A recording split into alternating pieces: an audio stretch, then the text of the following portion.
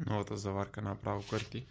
Сега в момента е с настройки 1 милисекунда на 73 сила. Това е желязо, нали? Никелова пластина. И да видим дали ще я захване.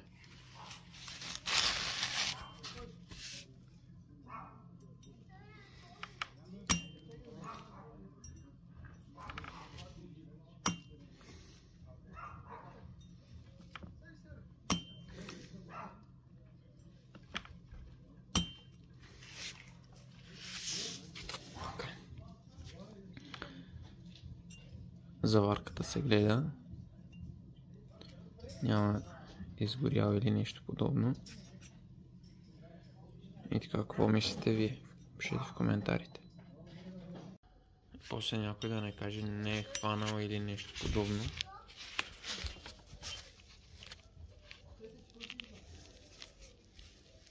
Първи ред се скъса, нали?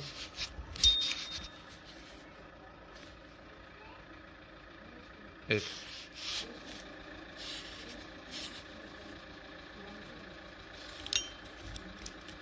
Дали ще стане за батерии или?